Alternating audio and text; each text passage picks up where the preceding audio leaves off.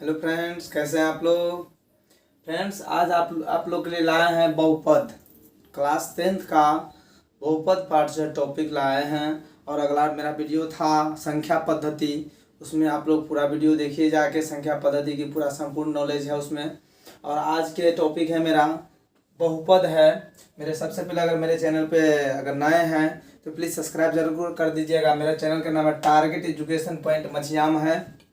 हम इसी चैनल पे हम आते रहते हैं और एग्ज़ाम तक आपको इसी तरह से वीडियो प्रोवाइड कराते रहेंगे। और आज का टॉपिक है आपका क्या है, बहुपद है। आज का टॉपिक क्या है, बहुपद है। जो संपूर्ण बहुपद आज पूरा क्लियर कराएंगे। सबसे पहली बात बताएंगे, जो इस बार जो 10th का एग्ज़ाम होने वाला है वह VVI क्वेश्चन सब जो है चुन चुन के हम आपको दे रहे हैं, वो पूरा वीडियो देखा कीजिए। और पूरा वीडियो नहीं देखिएगा तो आपका छूट जाएगा, तो फिर दिक्कत हो जाएगा। ठीक है, एक एक करके पूरा वीडियो देखिए। अगला टॉपिक इसी प्रकार से लेके भी आएंगे। और सबसे पहले आज हम आपके लिए लाए हैं बहुपद। बहुपद पाठ का जो है मेन टॉपिक जो है, आज मेन क्वेश्चन सब जो है चुन चुन के लाए हैं। और इसी पैटर्न पर आपका एग्जाम में रहेगा। आप कहिएगा सर का वीडियो है पूरा हूबहू एग्जाम पैटर्न है, इसलिए ध्यान से सुनिए और देखिए। कॉपी पेन खोल लीजिए, मेरे साथ साथ चले लिखिए और समझिए। अगर कहीं अगर प्रॉब्लम आ रहा है तो कमेंट करके हमको ज़रूर बताइए, उसका सॉल्यूशन हम करेंगे। ठीक है, हमसे जुड़े रहने के लिए बहुत बहुत धन्यवाद। इस प्रकार से जुड़े रहिए। सबसे पहले बहुपद का पहचान करना है। क्वेश्चन क्या है, बहुपद का पहचान करना है। अगर बहुपद के लिए ABCD का अक्षर का मान होता है चर मान होता है, और संख्या मान जो होता है अचर मान होता है। ठीक है, तो ABCD का चर मान जैसे मान लिया जाए, ABCD का अक्षर X Y Z या ABCD कुछ भी रख सकते हैं। अक्सर गणितज्ञ जो है जो X और Y मानता है। ठीक है, हम भी X से मान लेते हैं। तो मान लिया जाए ABCD का अक्षर क्या है, रूट में अगर हो जाए तो क्या होगा, बहुपद नहीं होगा। बहुपद क्या है, नहीं होगा। ठीक,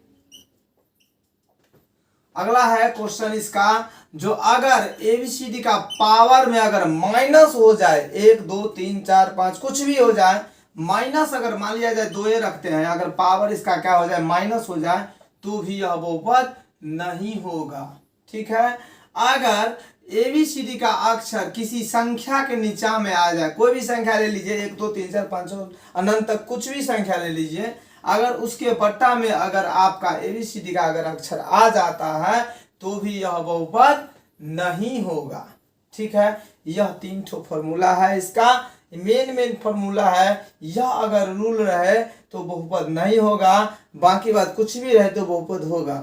ध्यान से अगर देखिए, हम आपका एग्जाम्पल भी बताएंगे, जरा इसको सोचिए। अगर फिर से देखिए, अगर ABCD का अक्षर रूट में फंस जाए, सिर्फ ABCD का अक्षर, अचर पद की बात नहीं कर रहे हैं, खाली ABCD का अक्षर अगर रूट में फंस जाए तो समझिए जो आपका क्या होगा, यह बहुपद नहीं होगा। अगर पावर अगर माइनस में हो जाए तो भी बहुपद नहीं होगा। अगर ABCD का अक्षर किसी संख्या के बट्टा में आ जाए तो भी बहुपद नहीं होगा। इस बात को समझ में आया, किसी प्रकार का इसमें दिक्कत नहीं। इसका एग्जाम्पल लेते हैं। मान लिया जाए एग्जाम्पल में हम लेते हैं, जैसे देखिए x² + 2x + 4। बताइए यह बहुपद है या नहीं है। इसमें से एक को फॉर्मूला इसमें सूट कर रहा है, देख लीजिए। अगर इसमें फॉर्मूला सूट करता है तो बहुपद नहीं होगा। अगर इसमें फॉर्मूला नहीं सूट करता यह तीनों, तो यह बहुपद होगा। देखिए, पावर माइनस में नहीं है, या ABCD का अक्षर रूट में नहीं है, या किसी संख्या के बट्टा में नहीं होगा, तो कुछ हो तो क्या है, यह बहुपद है। ठीक है, इसी प्रकार से पूछेगा, अगर आपका ABCD का अक्षर की बात करें तो x/2 + x² + 4, तो क्या यह बहुपद है? जी हाँ है। क्यों है? क्योंकि ABCD का अक्षर के नीचा में है, ABCD के ऊपर में नहीं है। ध्यान दीजिए, हम क्या फॉर्मूला बताए हैं, जो अगर ABCD का अक्षर नीचा में हो, लेकिन यहाँ नीचा में नहीं है, यहाँ अचर पर नीचा में है, तो भी यह बहुपद होगा। ठीक है, नहीं होने का नियम हम बताए हैं, उसका भी एग्जाम्पल ले लेते हैं। जैसे मान लिया जाए एक्स स्क्वायर प्लस 2x, बताइए यह बहुपद है? देखिए इसमें से फॉर्मूला अपनाइए, क्या यह बहुपद है? जी नहीं है। क्यों नहीं है? क्योंकि यह x के बट्टा में 2 के बट्टा में x है। देखिए फॉर्मूला आ रहा है, लिखेंगे अतः यह बहुपद नहीं है। समझ में आया? इसमें कहीं दिक्कत है? नहीं होना चाहिए दिक्कत। समझ में आया? चलिए, यह बहुपद नहीं है और बहुपद नहीं होने का नियम भी समझ लीजिए। देखिए मान लिया जाए x का पावर 2 प्लस माइनस मान लीजिए 4x प्लस में 2, क्या बताइए यह बहुपद होगा या नहीं होगा? बताया जाए जल्दी। इसका बहुपद नहीं होगा। क्यों नहीं होगा?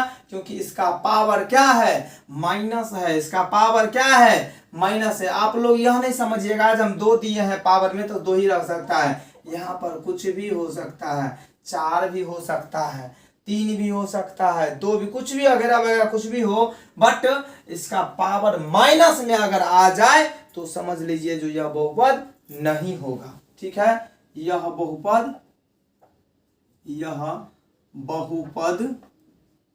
नहीं होगा। ठीक है, उसके बाद अगर इस प्रकार से दे दे x root under x plus मान लीजिए रूट अंडर x 4 है और x है प्लस में 2x प्लस में 2, तो बताइए क्या यह बहुपद है या नहीं है? देखा जाए क्या यह बहुपद है या नहीं है?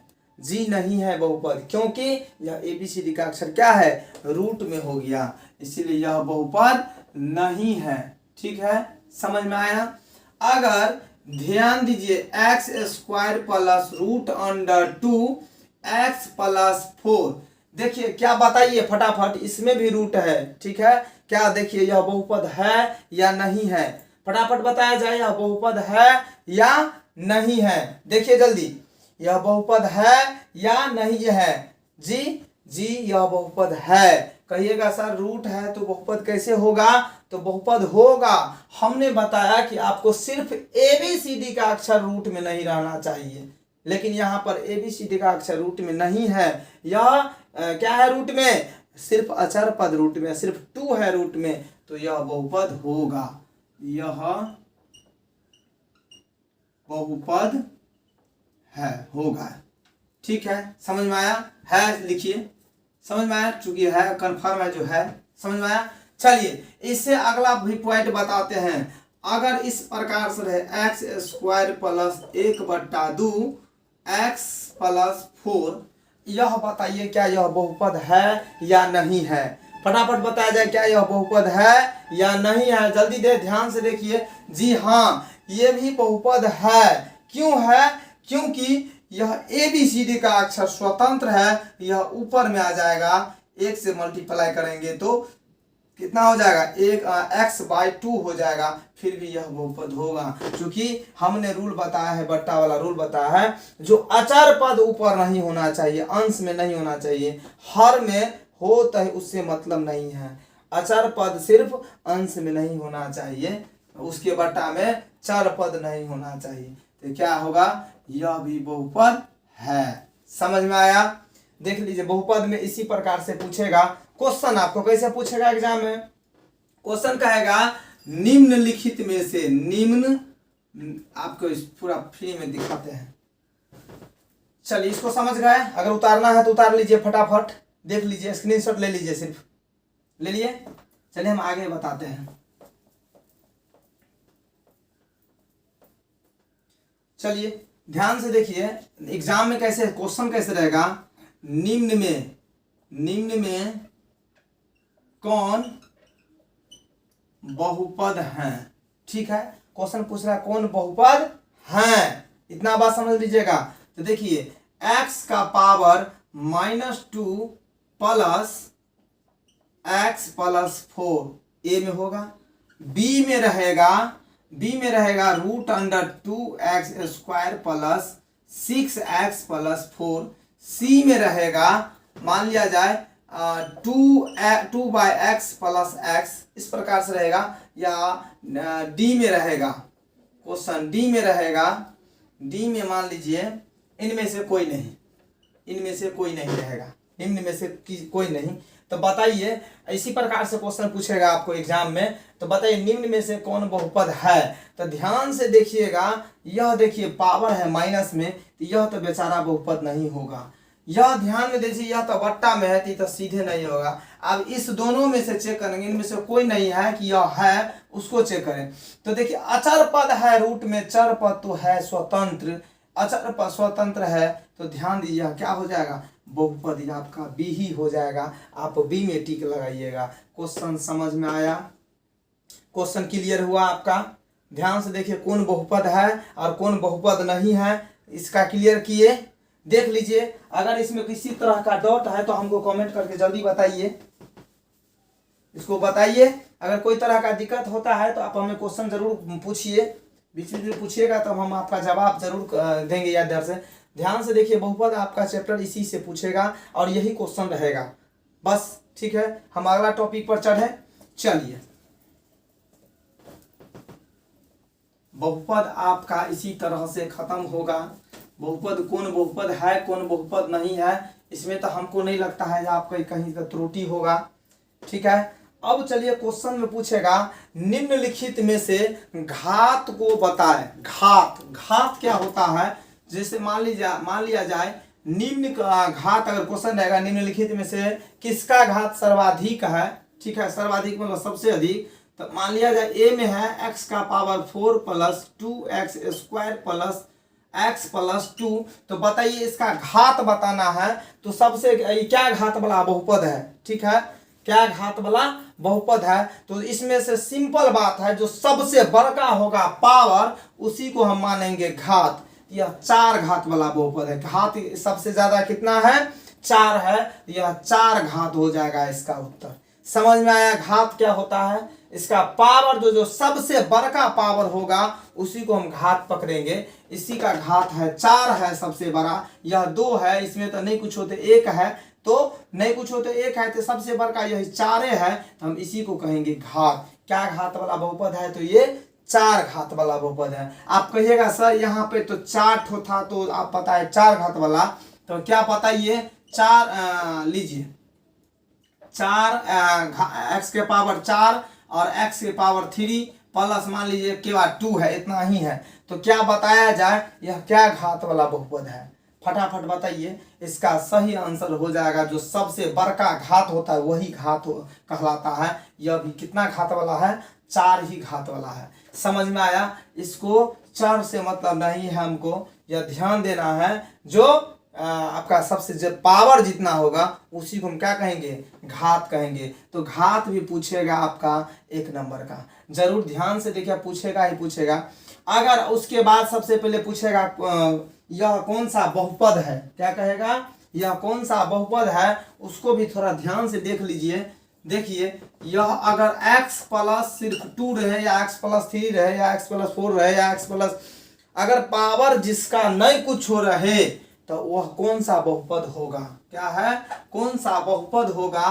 तो इस बहुपद को हम कहते हैं रैखिक बहुपद। क्या कहेंगे, रैखिक बहुपद कहेंगे।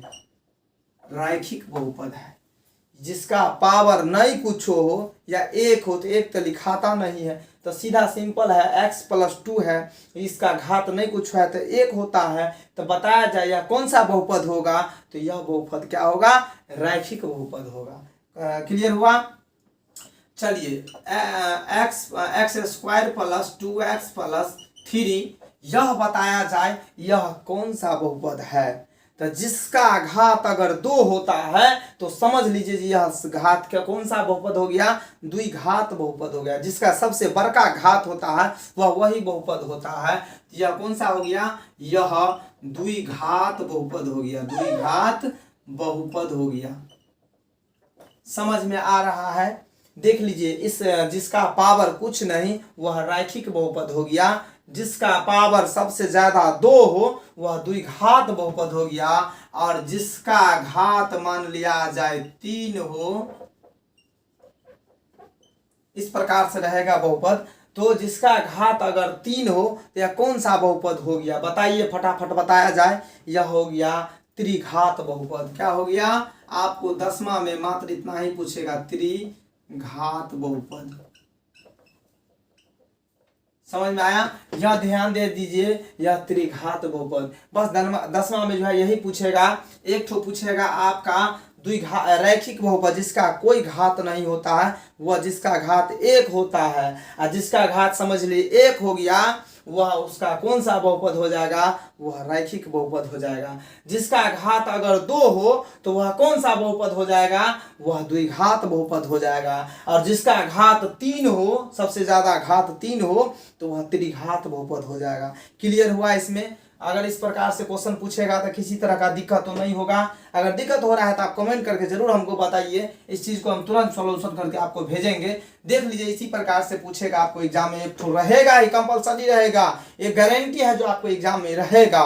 ठीक है, यह क्लियर हुआ यहाँ तक।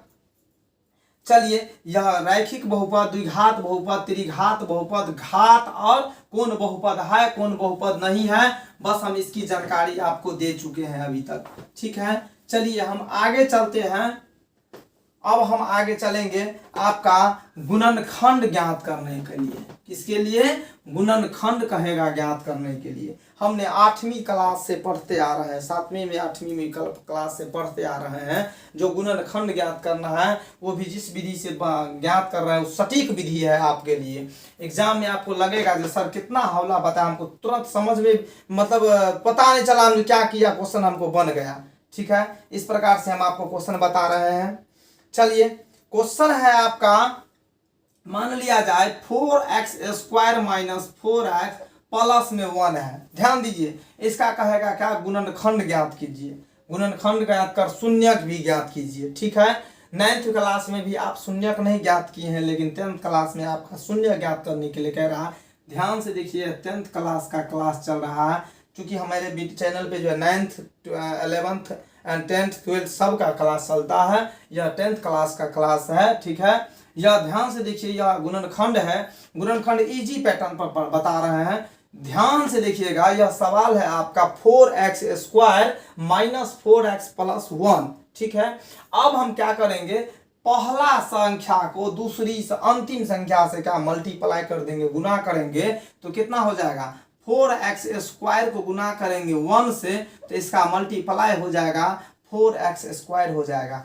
x² को अभी साइड में रखिए और 4 को लघुत्तम लीजिए, तो 2 और 2, 2 दूनी 4, आराम से 2 और 2 आया। आपको बीच में चाहिए कितना, 4 आपको चाहिए। अगर हम इसमें भी और इसमें भी माइनस लगा देते हैं तो -2 रुपया, -2 रुपया, क्या रुपया, माइनस में 4 गो रुपया। और x को जो हम छांट के रखे थे 2 को, तो एगो इसमें दे दीजिए, एगो इसमें दे दीजिए, तो माइनस में 2x और माइनस में 2x, बताइए माइनस में क्या x हो जाएगा, 4x हो जाता है। और गुना कीजिए तो 2 दूनी 4 आराम से पूर जाएगा, माइनस माइनस प्लस भी हो जाएगा। ठीक है, सिंपल विधि से हम बता रहे हैं, आपको कहीं का दिक्कत नहीं करना है। तो पहला जैसा है वैसा ही आप लिख लीजिए, पहला जैसा है वैसा ही आप लिख लीजिए। और माइनस में 2x कहाँ से आया आपको हम बता दिए, पहला और अंतिम को मल्टीप्लाई करके इसका लघुत्तम लिए, 2 दूनी 4, 2 2 आया, बस वहीं से हम आपका यह -2x माइनस, आप प्लस में क्या है 1 है, जैसे का तैसे है, आप लिख लीजिए। इसको समझ में आया क्या, कि इस लाइन को अगर आप समझ गए तो समझिए कहीं का दिक्कत नहीं होगा। क्या है कि इस लाइन को फिर से समझिए, पहला को और अंतिम को क्या किए, गुना किए, इसका लघुत्तम लिए तो 2 2 आया, दोनों में माइनस लाइन है तो -2 और -2, माइनस में 4 आपका पुराना, बीच में जितना रहे उतना हमको लाना है, तो आ गया -2x और -2x -4x। अब देखिए, इस दोनों में और इस दोनों में आपको क्या एक रंग मिलता है, जो एक रंग मिल जाए उसको हम क्या करेंगे, छांट लेंगे। क्या करेंगे, छांट लेंगे, इकट्ठा कर लेंगे। चलिए, एक रंग आपको क्या मिलता है, इसमें देखिए 2 है और इसमें भी 2 होगा, 2 दूनी 4, तो 2 है, और इसमें भी x है और इसमें भी x है, तो x भी कॉमन ले लेंगे। ठीक है, इस लाइन को थोड़ा अंडरलाइन, इसको हटा देते हैं, समझने में दिक्कत नहीं होगा। चलिए, उसके बाद हम क्या करेंगे, तो इस दोनों में आपको क्या एक रंग मिल रहा है, तो 2x मिल रहा है, इसमें से ध्यान दीजिए, इतना में से हम 2x ले लिए तो क्या बच जाएगा इसके पास, अगर 2 ले लिए तो 2 दूनी 4, 2 बच जाएगा। और 2x था यहाँ पर, 1x ले लिए तो क्या बचेगा, नहीं कुछ बचेगा तो 1x बचेगा। उसके बाद आइए यहाँ माइनस है तो माइनस दे देंगे, 2x यहाँ था ही, 2x हम ले ही लिए तो 2 इकाई 2, नहीं कुछ बचेगा तो क्या बचेगा, 1 बचेगा। यह अंडरलाइन, इसको ब्रैकेट में डाल दीजिए। अब देखिए इस दोनों में आपको क्या मिलता है, इसका काम हो गया। इस दोनों में आपको एक रंग क्या मिलता है, तो इस दोनों में आपको मिलता है नहीं कुछ मिले। ध्यान से एक बात और देखिएगा, यहाँ पर क्या आया है, माइनस आया है, और आपको इस बॉक्स में भी माइनस लाना है। तो यहाँ आप, यहाँ क्या है उससे मतलब नहीं है, यहाँ क्या है, माइनस है कि प्लस, तो प्लस है यहाँ पर। तो प्लस को हम कितना से गुना करेंगे जो माइनस आ जाएगा। आपको शायद बताए हैं माइनस गुने माइनस बराबर प्लस होता है, प्लस गुने प्लस बराबर प्लस होता है, माइनस गुने प्लस बराबर माइनस होता है, और प्लस गुने माइनस बराबर माइनस होता है। ठीक है, इस रूल को थोड़ा याद कर लीजिएगा, क्योंकि आपको एग्जाम में बहुत साथ देगा ये, क्योंकि बहुत क्वेश्चन पूछता है। ध्यान से रखिए, याद करने का अच्छा नियम है, अगर दोनों में से कोनो एगो चेंज हो जाए तो समझिए माइनस आएगा, अगर दोनों एक के रंग का आ जाए तो समझिए वो प्लस आएगा। ठीक है, यह रूल समझ गए। तो बताइए, जो माइनस लाने के लिए प्लस को कितना से गुना करेंगे, तो माइनस से गुना करेंगे तब माइनस आएगा, तब माइनस। और नहीं कुछ मिलता है तो एक तो जरूर होगा दोनों में, तो 2 एक कॉमन लेंगे तो जैसा का वैसा ही रह जाएगा, खाली माइनस और प्लस माइनस हो जाएगा। ये देखिए, यह बॉक्स का और यह बॉक्स का एक रंग आपको मिल रहा है, यह दोनों एक रंग जब समझिए मिल गया तो समझिए आपका हल सही है। तो 2x - 1 दोनों में से कोनो एगो लिख लीजिए। शून्य ज्ञात करने के लिए इक्वल में 0 देना होगा। उसके बाद फिर 2x और यह माइनस में 1 बराबर में 0 दे देंगे। ठीक है, तो 2x बराबर यह माइनस जो है बराबर के जब उस साइड जाता है तो माइनस से प्लस चेंज हो जाएगा। अगर प्लस में रहेगा, आप माइनस में अगर उस साइड ले जाएंगे तो माइनस हो जाएगा। इतना खाली ध्यान में रखिएगा, अगर प्लस में है तो माइनस हो जाएगा, माइनस में है तो प्लस हो जाएगा, बस इतना ध्यान रखिए। तो इस साइड माइनस में है और इस साइड जाएगा तो क्या हो जाएगा, प्लस में हो जाएगा। तो x बराबर यहाँ गुना में अगर रहे तो कहाँ चल जाएगा, बट्टा में चल जाएगा, तो 1 के बट्टा में आ जाएगा 2। तो एगो क्लियर हुआ, 1/2 निकल गया। दूसरा भी क्लियर इसी प्रकार से कीजिए। तो 2x बराबर माइनस में है, उस साइड जाएगा तो प्लस में हो जाएगा। तो x बराबर गुना में है 2, तो 1 के कहाँ चल जाएगा, बट्टा में चल जाएगा। देखिए क्लियर हुआ, आपका यही आंसर आपके एग्जाम में इसी प्रकार से पूछेगा। समझ में आ रहा है, देख लीजिए, किसी तरह का दिक्कत है समझने में, हमको नहीं लगता दिक्कत होना चाहिए। इसी प्रकार से आपके एग्जाम में रहेगा क्वेश्चन। देख लीजिए, यह आपका गुणनखंड है।